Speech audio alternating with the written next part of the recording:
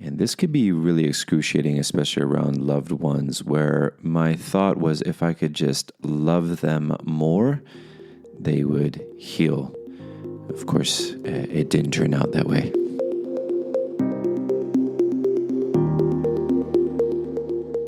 Hey, everybody, and welcome back to Man Uncaved. Again, my name is Shane, and I'd like to take a moment today to talk about a powerful transformational topic.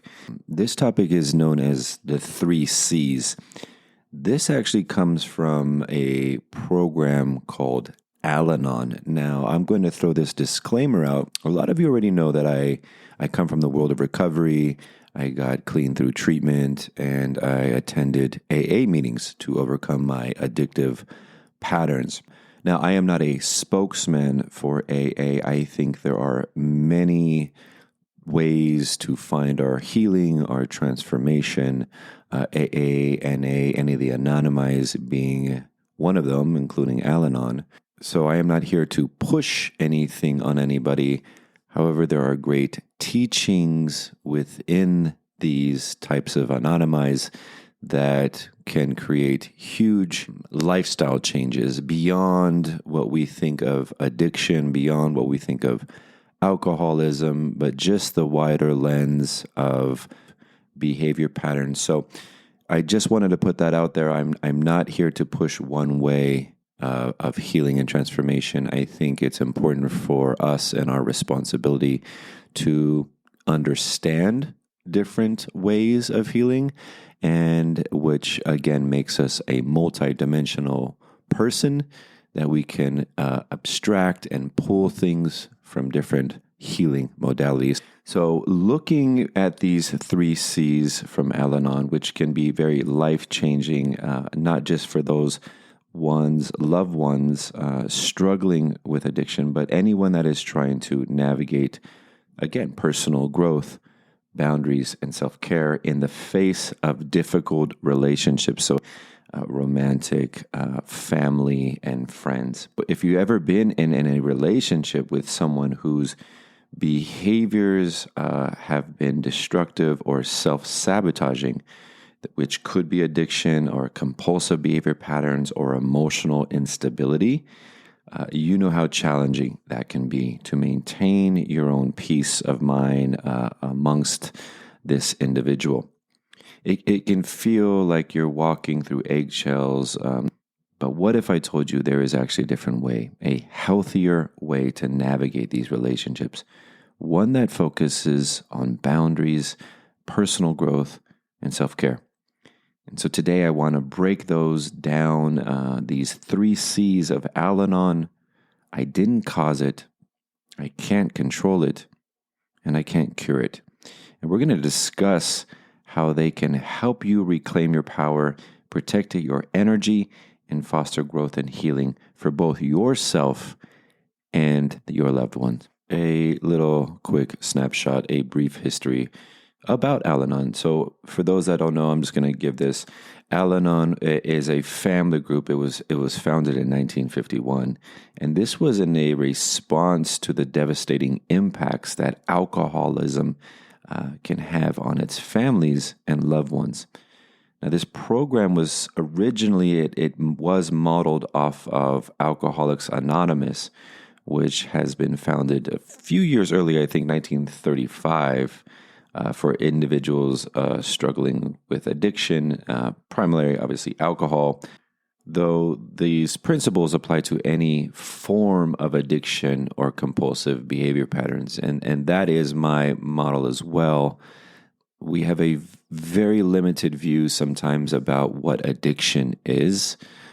We think we think of the junkie, the drug addict, or we think about the alcoholic.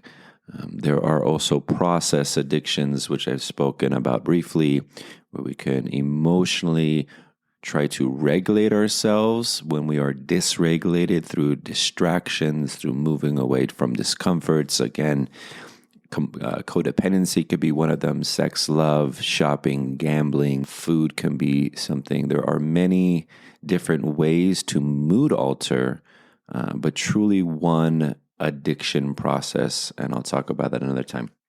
So I wanted to put that idea in everybody's mind. So when I'm looking at these addictions or compulsive behavior patterns, I'm looking at it from a very wide perspective and a wide lens. Now, the 3 C's of Al-Anon were introduced as part of the mental and emotional detox. It was a way for the family members and friends to stop taking responsibility for the behaviors they couldn't control. And it was actually to free themselves of guilt and to begin healing their own. These 3 statements encapsulates the necessary mindset shift that would allow loved ones to stop absorbing the chaos and focus on their own well-being. So I wanted to give that really brief history of Al-Anon. So just in those words alone, you can understand from maybe your own perspective where dysfunction can lie. And there's many ways dysfunction can lie in a relationship, whether that be romantic, a family, or not. So let's dive into the first C. I didn't cause it. This first key principle, I didn't cause it. This is such a crucial concept when we are in relationships with people who struggle. It's easy to internalize these situations for ourselves and start believing that we're the one causing the pain or actions. And sometimes within those dysfunctional relationships, we're made to believe that we're the one causing them. This is called gaslighting, blame shifting, shame shift from their own pain. So they can mood alter by blame shifting, shame shifting. These are all projections, projective identifications onto the other person, where we can come to believe that we are the cause of a lot of their pain. And so some of the questions when we have been made to believe in this dysfunctional relationship is, if I had done better, could this turn out differently? If I had been with a better partner, a better friend, a family member, would they have turned out differently? So we can start to internalize these concepts, again, putting all of the blame on ourselves. Here's the hard truth. You didn't cause their behavior.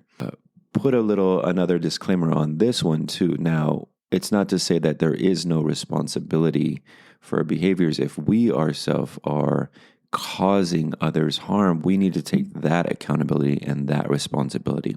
You didn't cause their behavior. Everyone is responsible for their own behavior. I might have mentioned that before with what is called internal boundaries. We are not responsible for what people think, feel, and do. We are actually only responsible for what we think, feel, and do. So you didn't make them pick up the drink. You didn't make them pick up the drug or engage in that toxic behavior. Addiction, compulsive actions, physical issues, or destructive patterns are often the result of a deeply rooted emotional, psychological issue that is outside of our own control. Now, this is important boundary to set up, not just with the person struggling, but with our own self. Again, we're not responsible for their choices. Accepting this can be incredibly liberating. It allows us to release the weight or guilt or shame that can come with trying to fix or save them. We didn't cause someone's behavior. How essential that is in self-preservation. It helps us to stop taking on the emotional burden that isn't ours to carry. When you accept that truth, we can actually stop to over-explain yourself or justify their actions. We can set boundaries that protect ourselves emotionally and our own well-being. Now, for example, if your loved one is making a self-destructive choice, it's actually okay to say, I'm sorry you're going through this, but I can't take responsibility for the choice that you are making.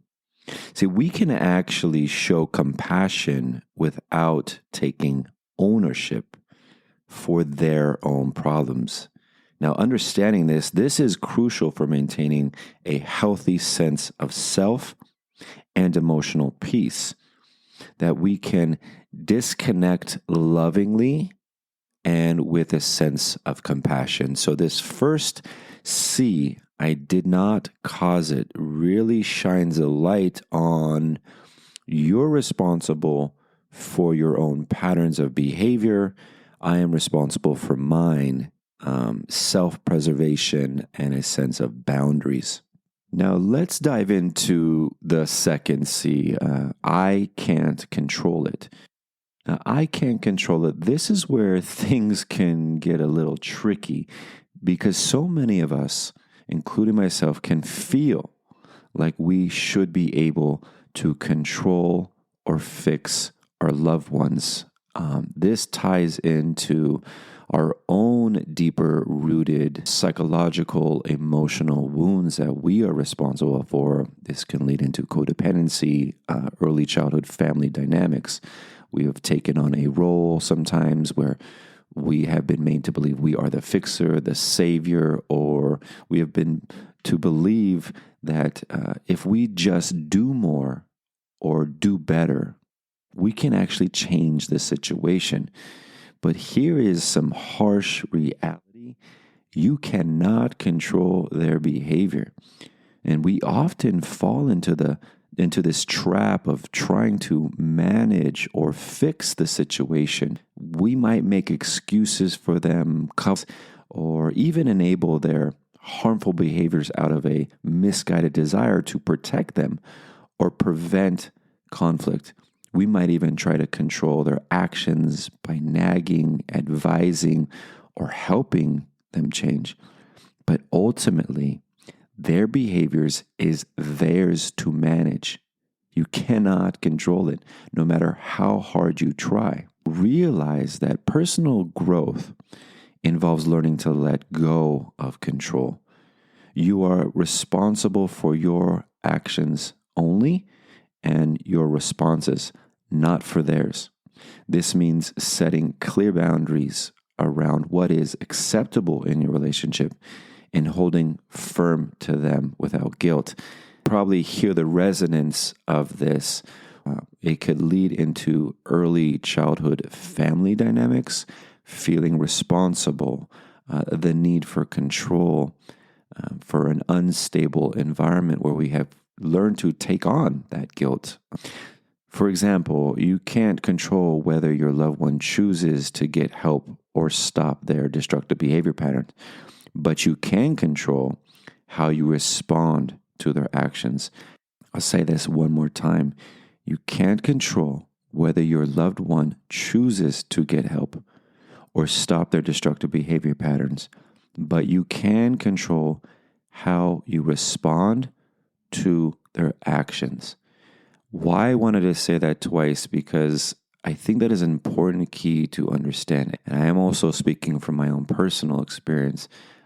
Growing up, I took on a lot of my mom's emotional dysregulations, her gaslighting, her shame, my dad's shame and gaslighting as it was mine, and I am responsible for that. Unfortunately, what happened was I can keep punishing myself and make myself bad for my mom's emotional dysregulation or my dad's gaslighting. It became internalized for being this bad child. So maybe you've been enabling them by covering up their mistakes or continuing to engage with them in their unhealthy ways. A healthy boundary might look like, I love you, but I will no longer cover for you or excuse this behavior. This is about taking responsibility for your own life and for your own well-being, letting go of the need to control what isn't yours to control. And in doing so, you're not only protecting yourself, but you're also giving them the space to face their own reality and potentially seek help on their own terms. Now, that space that you could be providing for them could be the most loving thing that, one, you're doing for them, but you're also doing for yourself and the relationship. You are creating that space. Space can be loving for our own self, to do our own healing, to create those boundaries needed. Space for them that they find the path that they need to take, and space for the relationship so we stop enabling them and ourselves to engage in the toxic behavior. I just want to say a little bit about that, because the enabling is our responsibility, which contributes to the dysfunctional behavior that is ours, and theirs is the destructive behavior pattern. So that space helps us take a moment from the relationship to look at what is our responsibility and what is theirs. So let's take a look at the third C. I can't cure it. When someone we love is struggling with addiction, again, mental health challenges, or self-destructive behavior patterns, we often feel a deep sense of powerlessness. We wish we could just weave in a magic wand sometimes and make everything better for them.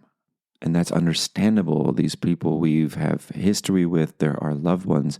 We want to fix them. We want to heal them, and we want their pain to go away. But we cannot cure it.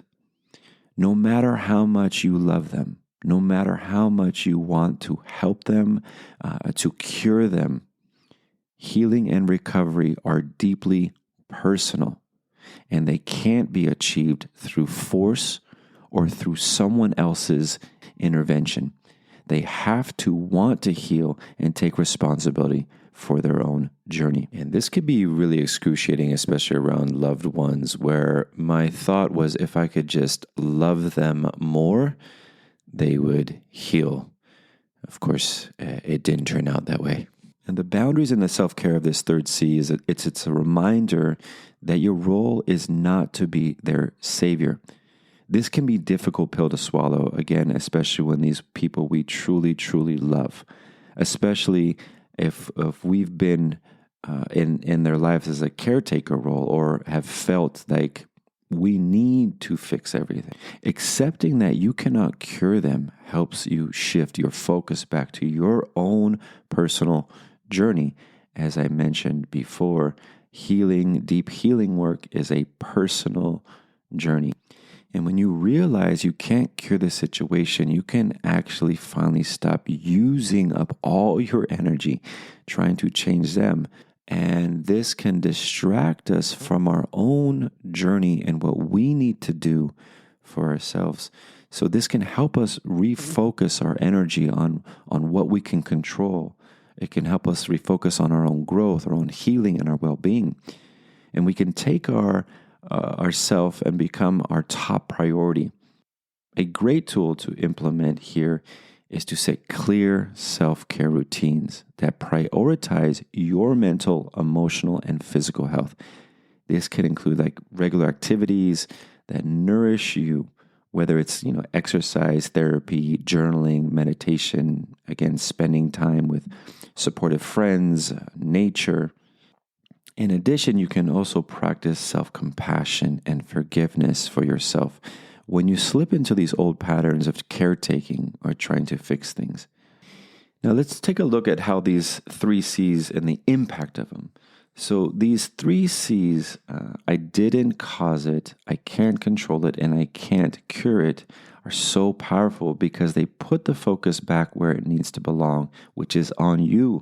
When you stop taking on the responsibility of someone else's choices, actions, and healing process, you free yourself from the emotional burden of trying to fix everything. You learn to set boundaries that protect your mental and emotional well-being, which leads to personal growth and a more peaceful life. We should be protecting our peace and our calm.